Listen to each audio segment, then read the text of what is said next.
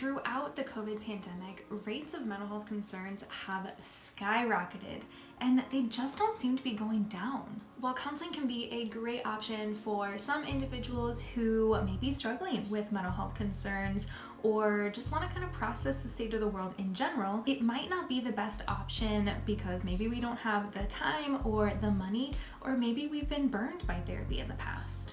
As a licensed professional counselor, this is why I dedicate so much of my spare time to creating free mental health resources like the ones that you see on this channel. Recently, I felt called to take these resources a step further. So now I'm really excited to be able to offer you guys my free mental health starter kit. If you want to check this out and download it for yourself, go ahead and click the link down in the description. This kit gives you coping skills ideas, journaling prompts, mental health check-ins, and so much more. Utilizing these free handouts will give you a great start to learning more about your mental health, kind of becoming in tune with your mental health, and learning how to cope with life.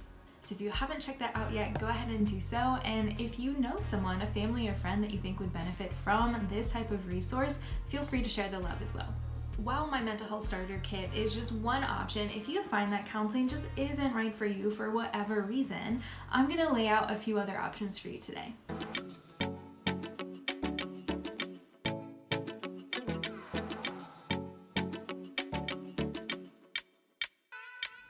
Now, I do want to be clear, the options that I'm going to run through today are in no way a replacement for therapy. Therapy has a very important time and place. I simply want to provide some additional options in case counseling just isn't in the cards for you for whatever reason. And also, we are kind of in this space where we have a lot of demand for mental health services, and we have a shortage of mental health providers. So having ways that are not therapy to help with mental health is also really important. Ultimately, I just want you to feel comfortable and confident in being able to manage your own mental health, even if counseling just isn't in the cards for you. So here are a few options to get you started.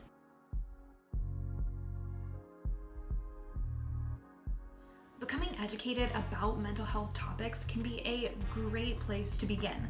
There are so many resources out there, whether it be books or workbooks, that are written by therapists with you in mind, specifically to help you through whatever mental health concern you might be going through.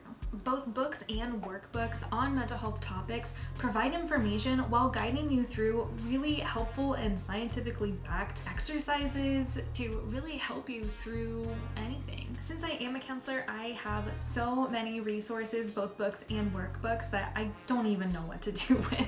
I don't know how I'm going to get through all of the information. There's just so many good options to choose from. But a few of my favorites that are in my library are The Highly Sensitive Person, The Happiness Trap, and The Upward Spiral, just to name a few. I'll leave links down in the description. A few workbooks that I would recommend just within the work that I do with clients is the Mindful Self-Compassion Workbook and the Anxiety Workbook. There's also an anxiety workbook specifically for teens as well. Again, I'll link those in the description. Workbooks in particular are a great option if you really want to be guided through just information, of course, and then so many different exercises and practices to really put this information into your life and see what that's like. And if it would be helpful to have a review or just information on any of these resources that you come across, feel free to message me, let me know. I'd be happy to review them or just share the information that I have about them before you were to ever spend any money.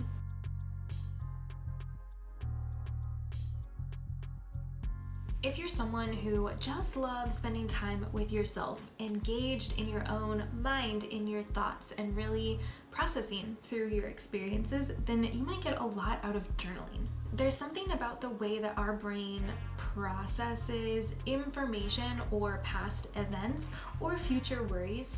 When we are writing, there's a different kind of clarity that can often come as we physically write out our thoughts. Now, I have heard so many times that, journaling sounds like a great option, but it can be really overwhelming to even know where to begin. So if you want to try out journaling, here are just a few prompts, I'll call them, to get you started.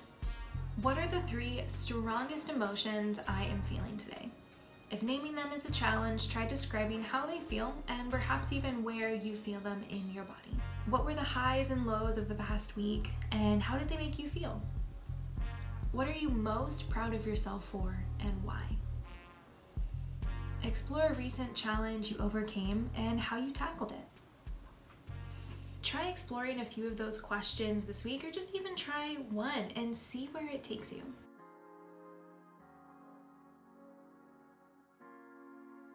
If journaling doesn't really interest you, but you really want to see changes in the way that you think and the way that you feel, then you might want to try gratitude. And what I mean by gratitude, by practicing gratitude, is physically writing out 3 things that you are thankful for every day. This can be a full-on journal entry. This can just be bullet points with a word or 2. It's really whatever works best for you. There is so much research out there about the powerful and lasting benefits of a gratitude practice. When we intentionally focus on things that we're thankful for, when we focus on the good things in our life, our brain starts to change. Our focus and attention starts to change.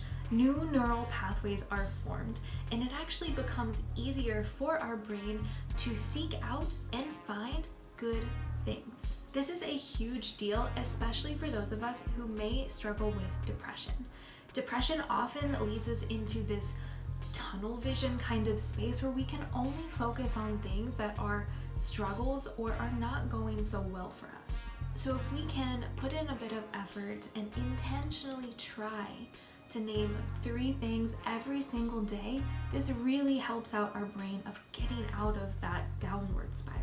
Now, I know that this is such a simple idea, and it's hard to imagine that simply writing down 3 good things or 3 things that I'm thankful for every single day is actually going to have an impact. But I want to share something with you. I myself had personally struggled with depression for many years, and a while ago I intentionally decided to write down 3 things every single day that I was thankful for. And I may have missed a few days here or there, but I did this for the better part of 2 years. And I gotta tell ya, I no longer experience depression in the way that I did before. I have a drastically different experience with my mental health after going through that practice. Now, I don't share that to say that practicing gratitude is a cure-all by any means, but I have personally experienced the long-lasting benefits of a gratitude practice. I have done the research, I've read all about it, and I've seen it work in myself, I've seen it work in other individuals, so I would highly encourage the practice. You could even kind of just test the waters and do it for a week, or do it maybe 3 times over the next week, or 6 times over the next 2 weeks, and just see if you notice a difference. There are so many benefits to practicing mindfulness regularly, and I have done a few videos in the past where I dive into the science a bit more, so I'll leave those here for you for your convenience. In general, when we practice mindfulness, what we're really doing is increasing our attention on the present moment, and that includes on our thoughts and our emotions. So when we intentionally set aside this time to focus on the present moment, on our thoughts and on our emotions, for 1, we start to understand them better.